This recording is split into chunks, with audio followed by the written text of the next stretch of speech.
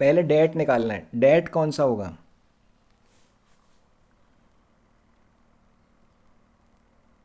Date मतलब होता है लॉन्ग टर्म, जो भी लॉन्ग टर्म बोरोइंग्स अगर से है तो सर उस, long term loan 30 from lakh IDBI. Yes, long term loan from idea 30 lakhs का, ये आपका डेट है। और कुछ डेट का इसमें आइटम है नहीं। इक्विटी में क्या क्या आएगा? Sir share capital, preference share capital, equity share capital. Okay, और क्या क्या आएगा? देखो इक्विटी के अंदर पूरा शेयर होल्डर फंड्स आता है। Reserves and surplus. Yes, reserves and surplus भी आएगा। तो इक्विटी में पूरा शेयर होल्डर फंड आएगा, शेयर कैपिटल प्लस रिजर्व्स दोनों चीज़ आएगी। तो यहाँ पे हमारे पास प्रेफरेंस शेयर कैपिटल है, इक्विटी शेयर कैपिटल है, सिक्योरिटी प्रीमियम रिजर्व भी है, रिजर्व एंड सरप्लस भी है। तो सिक्योरिटी प्रीमियम रिजर्व को नहीं लेना है, रिजर्व एंड सरप्लस को लेना है। क्यों ऐसा? रिजर्व एंड सरप्लस को लेना है लेकिन सिक्योरिटी प्रीमियम रिजर्व को नहीं लेना। सर सिक्योरिटी प्रीमियम रिजर्व एक शेयर होल्डर का फंड नहीं होता ना, वो स्पेंड थोड़ी कर सकता है। नहीं, पर है तो शेयर होल्डर फंड का ही पार्ट है। जो हमारी बैलेंस शीट है, देखिए बैलेंस शीट के फॉर्मेट में रिजर्व एंड सरप्लस, इसमें सिक्योरिटी प्रीमियम रिजर्व आता है यहाँ पे, ये रहा। है तो रिजर्व एंड सर सरप्लस। क्योंकि रिजर्व्स में एसपीआर एडिट होता है। Yes, reserve and surplus is a broader term. इसके अंदर ऑलरेडी सिक्योरिटी प्रीमियम रिजर्व आया हुआ है, इसलिए हम नहीं ले रहे, बट अदरवाइज ये आना चाहिए। तो रिजर्व एंड सरप्लस में ऑलरेडी है, इसलिए हम इसको अलग से वापस नहीं लेंगे। सो क्वेश्चन 39 का सॉल्यूशन पे हम आते हैं अभी।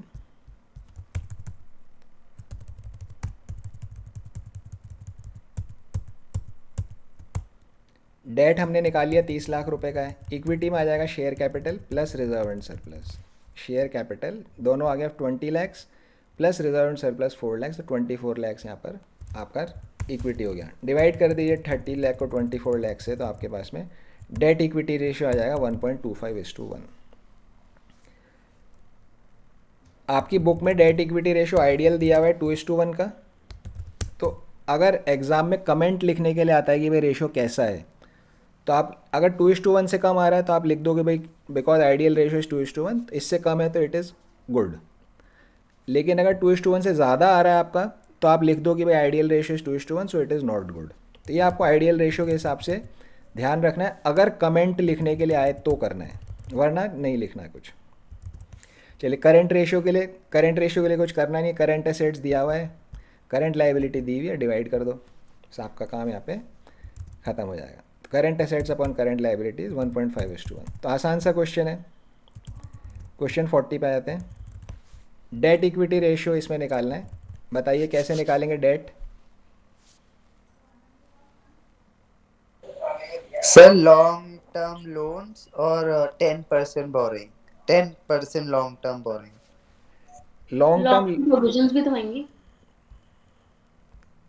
हाँ देखो ये long term loans and advances जो है, ये क्या लाइबिलिटी है, असेट है ये?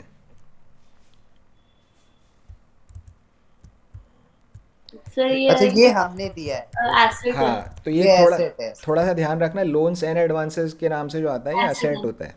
सर, तो लॉन्ग टर्म बोरोइंग्स और लॉन्ग टर्म प्रोविजंस आ जाएंगी। यस, लॉन्ग टर्म बोरोइंग्स आएगा, लॉन्ग टर्म प्रोविजंस आएगा, ये दो चीज़ हमारी डेट के अंदर आ गई, इनको हम ऐड कर देंगे। इक्विटी में क्या क्या आएगा? इक्विटी कैसे निकालोगे इसमें?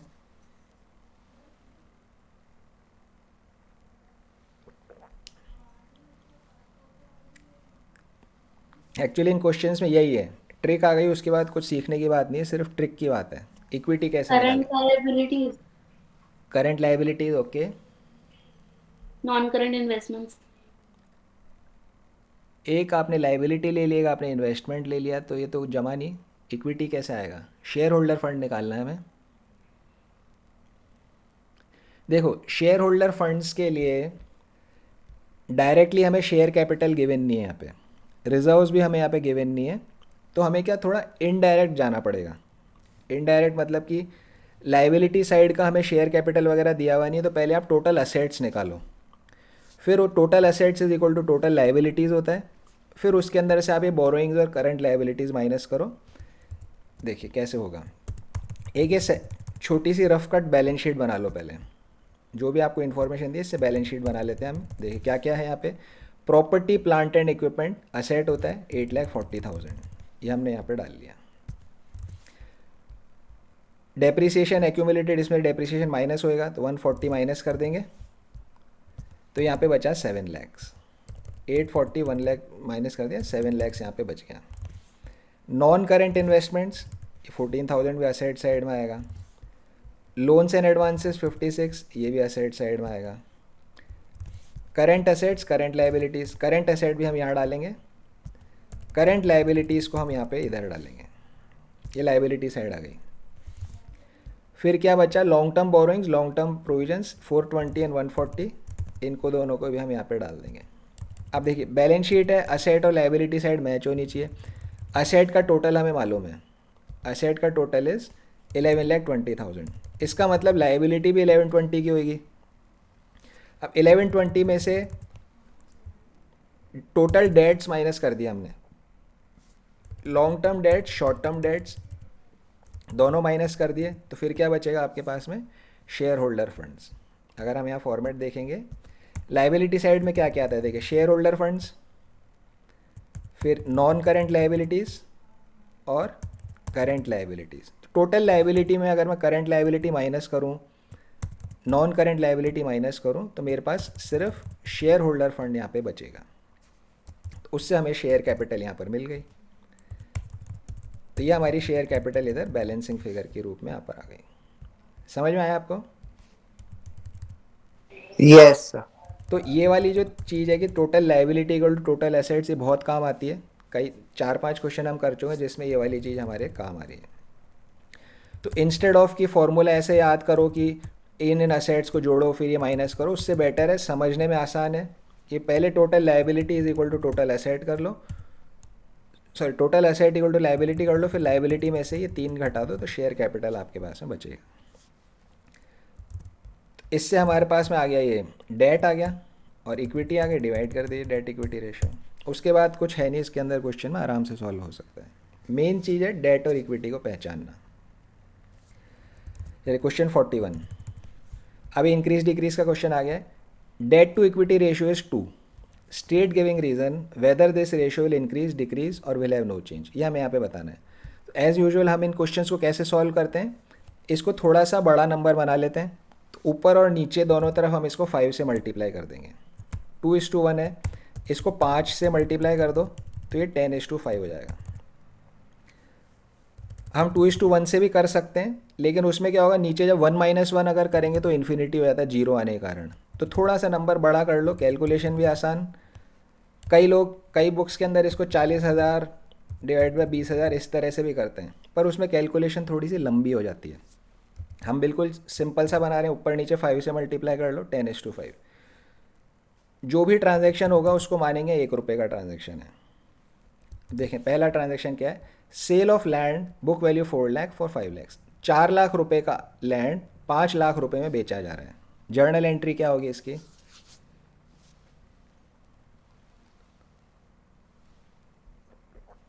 चार लाख रुपए का लैंड 5 लाख रुपए में बेचा जा रहा है, क्या जर्नल एंट्री होगी? Sir bank account debit 5 lakh to land 4 lakh to profit 1 lakh. Yes, तो बिल्कुल ठीक एंट्री है। बैंक अकाउंट पहले 5 लाख रुपए मुझे मिले, बैंक अकाउंट डेबिट, लैंड मेरी एसेट चली गई, एसेट डिक्रीज हो गया, 4 लाख क्रेडिट, P&L अकाउंट में 1 लाख आ गया जो मेरा प्रॉफिट है। Bank is a current asset, मुझे तो डेट इक्विटी का बताना है, करेंट एसेट से मुझे कोई मतलब नहीं है, तो डेट इक्विटी पे इसका बैंक का कोई फ़र्क नहीं पड़ रहा।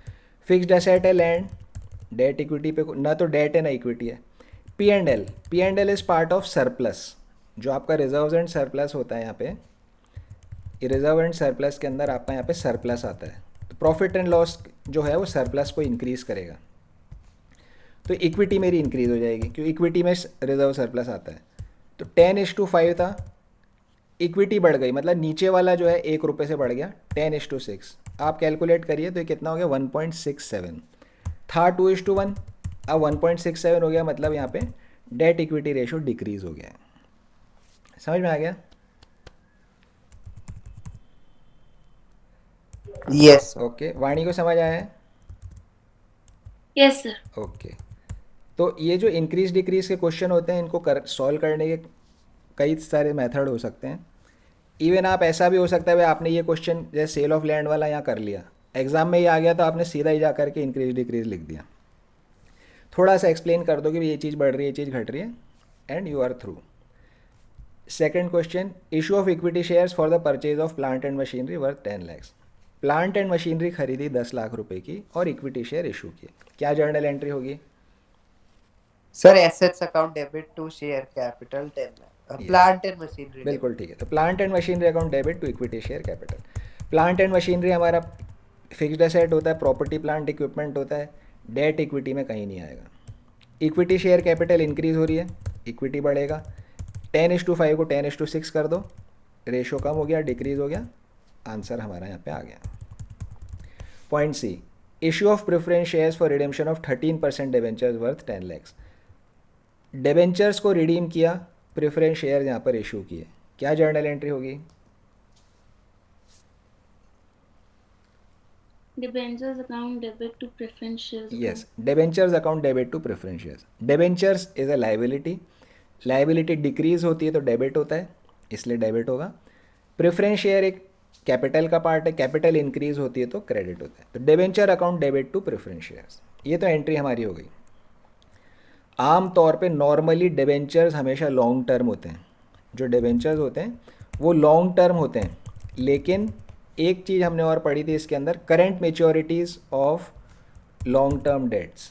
करंट लाइबिलिटीज़ में एक चीज़ आती है, current maturities of long term debt. इसका क्या मीनिंग हमने डिस्कस किया था? मान लीजिए डिवेंचर्स मैंने इशू किए 2015 में 5 ईयर्स के लिए, कि 5 साल बाद डिवेंचर का मैं पेमेंट करूँगा, तो 2016, 2017, 2018 इन 4 सालों में तो ये लॉन्ग टर्म ही रहेगा, लेकिन 2019 के एंड में मुझे इसका पैसा वापस रीपे करना है। अब ये क्या हो गया, payment due with in 1 year, अगले 1 साल में पेमेंट ड्यू है, इसलिए 2019 वाले साल में ये शॉर्ट टर्म बन जाएगा, ये करंट लाइबिलिटी बन जाएगा। 4 साल तक ये लॉन्ग टर्म रहेगा, आखिरी वाले पेमेंट वाले साल में करंट लाइबिलिटी बन जाएगा। जब डिबेंचर का पेमेंट करते हो, या तो कैश में पेमेंट होता है या कन्वर्ट टू शेयर्स हो जाता है। जब भी डिबेंचर का पेमेंट की बात आती है तो कैश दे दो या शेयर में कन्वर्ट कर दो। अब यहाँ पर क्या किया गया, शेयर में कन्वर्ट किया गया, मतलब ये इसका आखिरी साल था डिबेंचर का। So in this year debenture is a current liability. Debenture current liability है, इसलिए ये डेट को इम्पैक्ट नहीं करेगी। डेट इक्विटी पे हमें बताना है, डेट कोई इम्पैक्ट करेगा ही नहीं। अगर कोई और साल होता तो ये डेट का पार्ट था। शेयर कैपिटल इक्विटी इंक्रीज हो गई, तो नीचे वाला डिनोमिनेटर बढ़ा दो बस, 5 की जगह 6, तो अगेन ये डिक्रीज आपका answer. Question 42, which of the following, again increase decrease का है। Issue of equity share, equity share आपने इशू किया, तो bank to equity share capital, bank to equity share, bank आपका करंट एसेट है, डेट इक्विटी में आएगा नहीं। अच्छा, उसके पहले क्वेश्चन ने मुझे दिया 0.5:1, डेट इक्विटी रेशियो इज 0.5:1, ऊपर नीचे 5 से मल्टीप्लाई करो तो ये 5:10 हो जाएगा। अब हम हर एक ट्रांजैक्शन को 1 रुपये का मानेंगे, तो बैंक करंट एसेट में उसका है नहीं, शेयर कैपिटल या इंक्रीज हो गई, तो ये 5:11 हो गया। 5:11 मतलब 0.45, ये डिक्रीज हो गया, 0.5 से 0.45 हो गया, तो this has decrease. Cash receive from debtors, debtors से कैश मिला, कैश और डेटर दोनों ही करंट एसेट है, डेट इक्विटी रेशो पे इसका कोई इम्पैक्ट नहीं है, न तो ये डेट को घटा रहा बढ़ा रहा है, न ये इक्विटी को घटा रहा बढ़ा रहा है। तीसरा, रिडेम्पशन ऑफ डिबेंचर, डिबेंचर्स का रिडेम्पशन हुआ, मतलब डिबेंचर्स का पेमेंट कर दिया कैश में, पेमेंट वाले साल में debenture is a current liability. वैसे तो डिबेंचर लॉन्ग टर्म होता है, लेकिन पेमेंट वाले साल में debenture is a current liability. Bank is a current asset, तो नो इम्पैक्ट, डेट इक्विटी पे कोई इम्पैक्ट नहीं है। अगर करंट रेशियो पे पूछते तो फिर हम कैलकुलेशन करते, यहाँ कोई इम्पैक्ट नहीं है। परचेज गुड्स ऑन क्रेडिट, सामान खरीदा उधार पे, तो इन्वेंट्री अकाउंट आपका डेबिट हो गया, क्रेडिटर क्रेडिट हो गया, करंट एसेट करंट लाइबिलिटी है, डेट इक्विटी पे कोई इम्पैक्ट यहाँ पर नहीं पड़ रहा। क्वेश्चन 43, देखिए issue of new shares for cash, ये सेम है, 1 जो यहाँ पर था, ये 1 और ये 1 सेम है। डिबेंचर्स को इक्विटी शेयर में कन्वर्ट किया, ये हमने ऊपर पढ़ लिया। Point number 3, conversion of debenture into share, point number 2 ये सेम है। Sale of fixed asset at a profit, ये हमने यहाँ पर पॉइंट नंबर 1 लैंड वाला जो था, फिक्स्ड एसेट को सेल किया प्रॉफिट पे, सेम पॉइंट है। Purchase of fixed asset on long term deferred payment basis, इसका क्या मतलब हुआ और क्या जर्नल एंट्री डलेगी इसकी? Purchase of a fixed asset on long term deferred payment basis, मतलब सर ईएमआई पे कोई फिक्स्ड एसेट लेना। बिल्कुल ठीक है। ईएमआई पे जर्नल एंट्री क्या होगी इसकी? Sir fixed asset account debit to deferred payment. Deferred payment नहीं लिखेंगे, सिंपल है, लोन लिया आपने भाई। डेफर्ड पेमेंट का मतलब यही हाँ, तो है लोन। कि आपने अभी लोन ले लिया एक तरह से, और लोन का थोड़ी थोड़ी किस्तों में आप पेमेंट करते रहोगे, ठीक है ना। तो हम इसकी क्या जर्नल एंट्री डालेंगे यहाँ पे? Fixed asset account debit to long term loan, fixed asset account debit to long term loan. Fixed asset तो आपका एसेट का पार्ट है, डेट इक्विटी में आएगा नहीं। Long term loan is your debt, ये लॉन्ग टर्म है इसलिए डेट में आएगा, डेट इंक्रीज हो गया। तो 10:5 जो था वो 10:5 से शुरू किया था हमने इसको, यस। तो 10:5 तो ऊपर 1 रुपया बढ़ जाएगा, 11:5 यहाँ पर हो जाएगा, तो 2.2:1, तो debt equity ratio is increased. Payment to creditor, creditor का पेमेंट किया, क्रेडिटर टू बैंक, ये करंट लाइबिलिटी, करंट एसेट है, डेट इक्विटी पे इसका कोई इम्पैक्ट नहीं है, डेट इक्विटी पे इसका कोई इम्पैक्ट नहीं। So, आसान आसान से क्वेश्चन है बिल्कुल।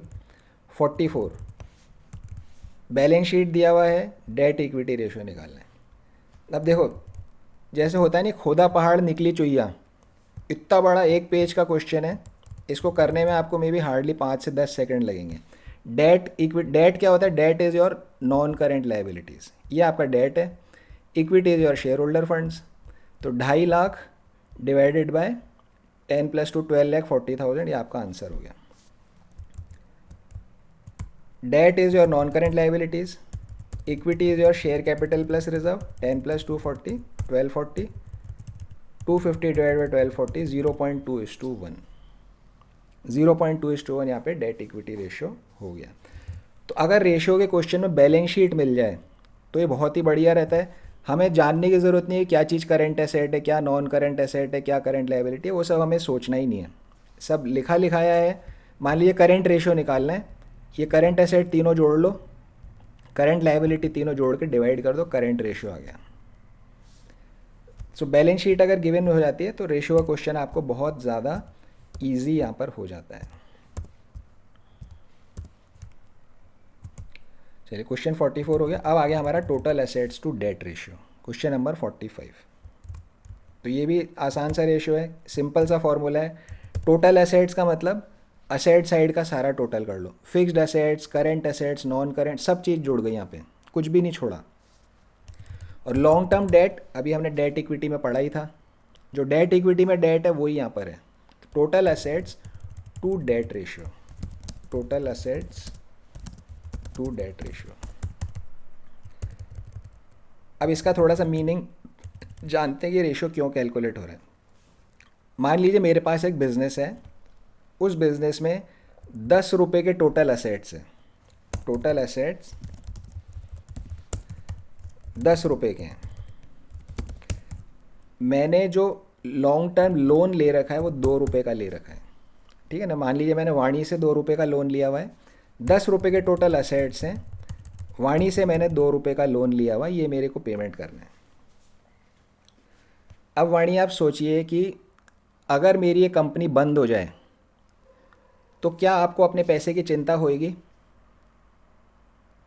Yes sir. चिंता होएगी, पर आप देखो कि क्या आपके पैसे डूबने के चांस हैं यहाँ पे? नहीं क्यों नहीं है? सर, एसेट्स बहुत सारे हैं उसके कंपैरिजन। यस, एसेट्स बहुत सारे हैं, तो बेसिकली आपके पास में क्या आ गया कि ये आपके पास में मार्जिन अच्छा है कि 5 गुने एसेट्स हैं। भाई अगर कंपनी बंद हो रही है तो 10 रुपये के एसेट कितने सस्ते में जाएंगे, 8 रुपये, 7 रुपये, 5 रुपये, आधी भाव में बिक जाएंगे, और क्या होएगा। बट स्टिल आपका कर्जा चुकाने के लिए सफिशेंट पैसा होएगा। तो ये बेसिकली आपको ये रेशो यही बताता है कि जो लॉन्ग टर्म डेट वाले लोग हैं उनका पैसा चुकाने के लिए कंपनी कितनी कंफर्टेबल पोजीशन में है, कंपनी कितनी ज़्यादा कंफर्टेबल पोजीशन में है। जितना ज़्यादा ये रेशियो होगा उतना ही अच्छी बात है, उतना ही ज़्यादा यहाँ पर अच्छी बात है। मान लीजिए इसकी जगह मेरे पास टोटल एसेट्स 1 लाख के होते तो फिर इसका डेट बड़ी रिस्क में आ जाता। फिर ऐसे कंपनी को डेट देना ही नहीं चाहिए, लोन देना ही नहीं चाहिए। उसके पास 2 रुपये का डेट है, असेट 1 ही रुपये की है, इसका ही नहीं चुका पाएगा तो मेरे पास और लेने आया, मेरे कहाँ से चुकाएगा वो। तो ये इसका बेसिक मीनिंग है total assets to debt ratio. ये बताता है कि how many times your assets are compare to the debt. जितना ज़्यादा रेशियो होगा हाई उतना ही कंफर्टेबल पोजीशन होगी डेट वालों के लिए। कैलकुलेशन आसान है, total assets upon debt. Question 45, calculate total assets to debt ratio. Long term debt 4 lakh दिया हुआ है, असेट 770 है, डिवाइड कर दीजिए 770 divided by 4, total assets upon debt. बिल्कुल डायरेक्ट फार्मूला अप्लाई का क्वेश्चन है। आप इसको डेसिमल में जो निकाल रहे हो 2 या 3 डेसिमल तक निकालना, उससे ज़्यादा आगे नहीं जाना है। क्वेश्चन 46, शेयर होल्डर फंड्स दिया हुआ है, टोटल डेट्स दिए हुए, करंट लाइबिलिटी दी हुई है, total assets to debt ratio निकालना है। टोटल एसेट्स कैसे निकालेंगे?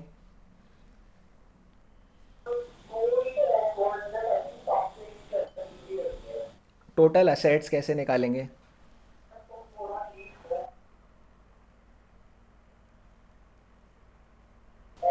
Sir current liabilities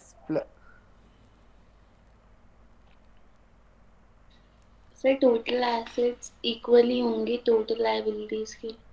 total liability तो कहीं दिया हुआ नहीं है सर। एसेट्स इक्वल होंगे सर लॉन्ग टर्म। सर ये total debts plus liabilities plus share holder sir funds. Total liabilities निकल जाएंगे ना, share holders funds plus total dates plus current liabilities. Assets निकालने हैं, अरे लाइबिलिटीज। दोनों इक्वल होते हैं ना बैलेंस शीट में, हाँ, इक्वल करना देखो होगा।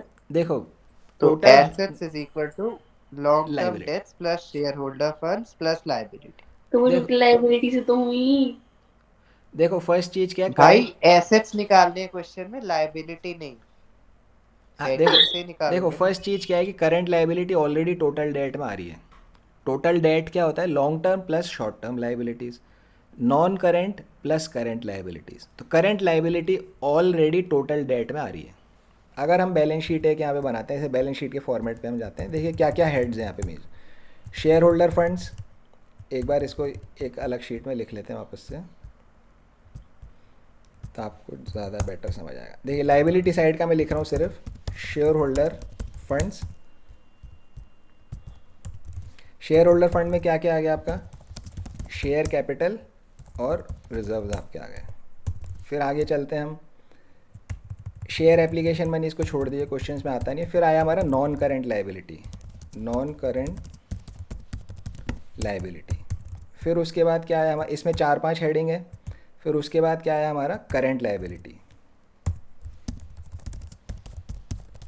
ये करंट लाइबिलिटी। इसको जब हम करेंगे तो आ गया हमारा टोटल लाइबिलिटीज आ गया। तो non current liability plus current liability और plus share holder funds is total liability. इन दोनों को जोड़ोगे तो this is your total debt. ये आपका टोटल डेट है।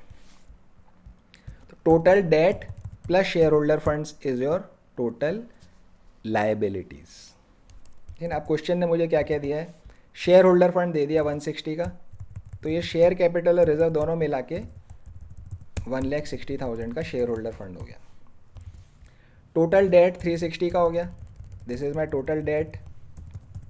करंट लाइबिलिटी इसमें ऑलरेडी आ ही गया है, दोनों को जोड़ूंगा तो ये टोटल लाइबिलिटीज़ यहाँ पर आ जाएगा। This is my total liability 5,20,000। जितनी टोटल लाइबिलिटी होती है टोटल एसेट्स भी उतने ही होते हैं। तो टोटल एसेट्स मुझे यहाँ मिल गए 5,20,000 के। समझ आया दक्ष को? सर बात तो एक ही है, पहले कुछ भी निकाल लो। नहीं, पहले कुछ भी निकाल लो, मतलब तरीका ये है कि टोटल एसेट टोटल लाइबिलिटी आप निकालोगे। सर फॉर्मूला निकाल, फॉर्मूला फॉर्मूला तो मेंशन करना ही पड़ेगा। हाँ, तो फॉर्मूला हम लिखते हैं ना, देखो शेयर होल्डर फंड्स प्लस हाँ तो वही आपने लिखा। Share holder funds plus total debts. Total liabilities इतने मार्क्स है, कौन सा लिखोगे ये?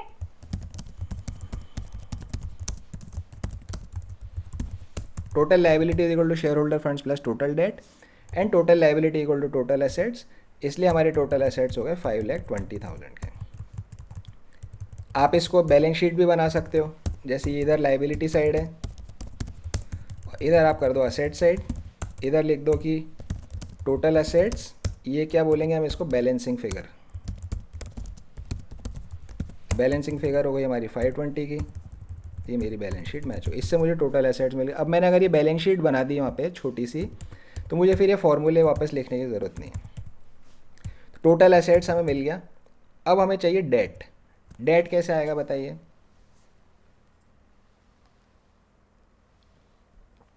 डेट का सर ये मतलब दिया तो रखा है 360। नहीं, देखो ये टोटल डेट है, सर लॉन्ग टर्म निकालना है ना, तो सिर्फ करंट लॉन्ग टर्म चाहिए हमें, हमें सिर्फ लॉन्ग टर्म चाहिए। तो sir total debt minus liability total debts minus current liability, 320। Minus current liability कर देंगे, 320 आपका आ जाएगा। उसके बाद जस्ट डिवाइड करना है और आपका आंसर वहाँ पे आ जाएगा। नेक्स्ट क्वेश्चन देखते हैं 47। टोटल डेट दिया हुआ है, शेयर होल्डर फंड दिया है, रिजर्व सरप्लस दिया हुआ है, total assets to debt ratio यहाँ पे निकालना है। टोटल एसेट्स कैसे निकालेंगे? सबसे पहले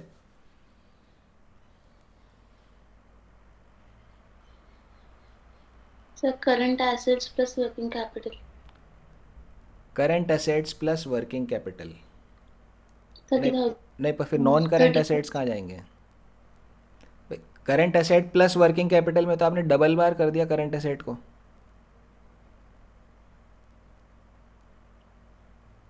करंट एसेट, वर्किंग कैपिटल क्या होता है? सी ए माइनस सी एल। आपने क्या फॉर्मूला बोला है कि current assets, current assets sir plus, working capital है वो, मुझे वर्क इन प्रोग्रेस लिखे। ओके ओके ओके ओके, ठीक है। सो बताइए कैसे होगा?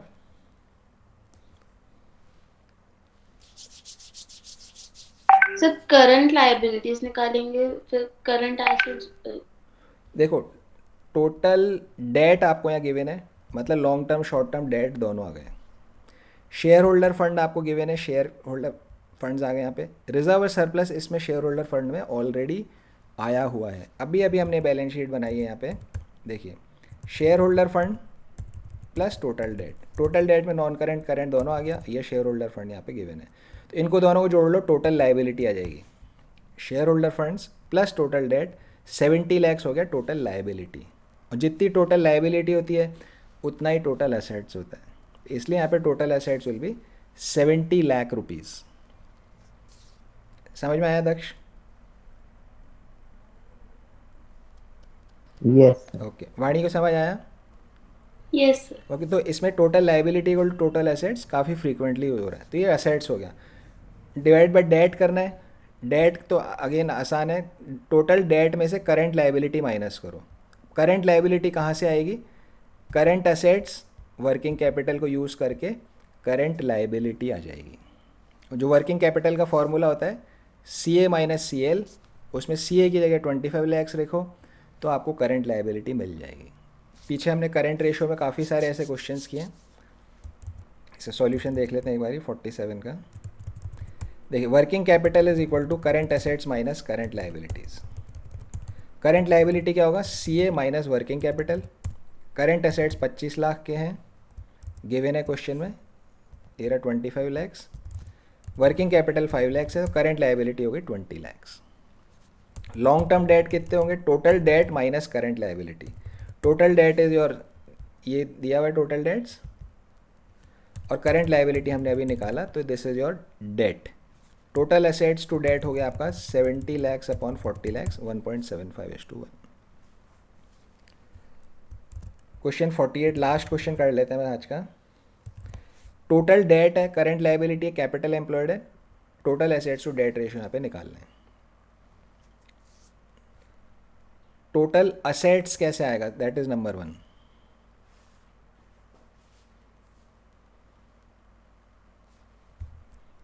कैपिटल एम्प्लॉयड में क्या क्या आता है? current assets and current liability. Capital employed में आपका आता है, कैपिटल एम्प्लॉयड में क्या क्या आता है, शेयर होल्डर फंड्स, हमने रिटर्न ऑन कैपिटल एम्प्लॉयड वाला किया था, प्लस लॉन्ग टर्म डेट्स। ये आपका होता है capital employed, share holder funds plus long term dates. तो हमें जब कैपिटल एम्प्लॉयड इसने दे दिया 15 लाख, मतलब शेयर होल्डर फंड और लॉन्ग टर्म डेट दो चीज़ तो आ गई, ठीक है ना। अब लाइबिलिटी साइड में मेरे और क्या होता है, देखो शेयर होल्डर फंड आ गया, लॉन्ग टर्म डेट आ गया नॉन करेंट। अब करंट लाइबिलिटी और चाहिए, करंट लाइबिलिटी इसने मुझे दी हुई है 5 लाख की, तो करंट लाइबिलिटी को मैं इसमें और जोड़ दूंगा, प्लस करंट लाइबिलिटी। तो ये मेरी टोटल लाइबिलिटी आ गई। तो कैपिटल एम्प्लॉयड इसको यहाँ नहीं लिखना है, इसको यहाँ लिखना है, total liability is equal to capital employed plus CL। क्योंकि कैपिटल एम्प्लॉयड में ये ऊपर की तीन चीज़ तो आ गई, शेयर होल्डर फंड और ये दो आ गए आपके कैपिटल एम्प्लॉयड में। करंट लाइबिलिटी और जोड़ दो तो टोटल लाइबिलिटी आ गया।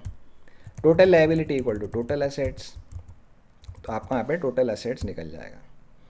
तो ये capital employed plus current liability, ये आ गई आपकी total liabilities 20 lakh. Total assets और टोटल लाइबिलिटी इक्वल होते हैं, तो एसेट्स भी यहाँ पे 20 लाख के हो गए। अब डेट, डेट कैसे आएगा, टोटल डेट दिया हुआ है, करंट लाइबिलिटी माइनस कर दो तो लॉन्ग टर्म डेट आपके पास आ जाएगा। टोटल डेट में से CL माइनस करेंगे तो लॉन्ग टर्म डेट आ गया, विच इज़ 10 लाख। ये आपके हो जाएंगे यहाँ पे 10 लाख रुपीज़। डिवाइड कर दीजिए 20 लाख अपॉन 10 लाख, 2:1 आ गया यहाँ पे। सो फॉर्मूले आपको याद है अगर से हैं तो क्वेश्चन 2-2, 3-3 मिनट में सॉल्व होने वाले हैं, ज़्यादा उससे। और जब आपको फॉर्मूले याद हो जाएंगे तो आपको अपने आप क्लिक करेगा। आप ऐसा मत सोचो कि मुझे समझ नहीं आएगा भाई कैपिटल एम्प्लॉयड के इसको इससे जोड़ देंगे, ऐसा नहीं है। एक बार आपको फॉर्मूले याद हो गए तो आपको अपने आप समझ आ जाएगा, उसमें फिर आपको प्रॉब्लम नहीं आएगी। चलिए, तो क्वेश्चन 48 तक हो गया। इसमें और कितने बचे हैं अभी, इसमें 3-4 क्वेश्चन इस रेशियो के हैं, फिर प्रोप्राइटरी रेशियो है।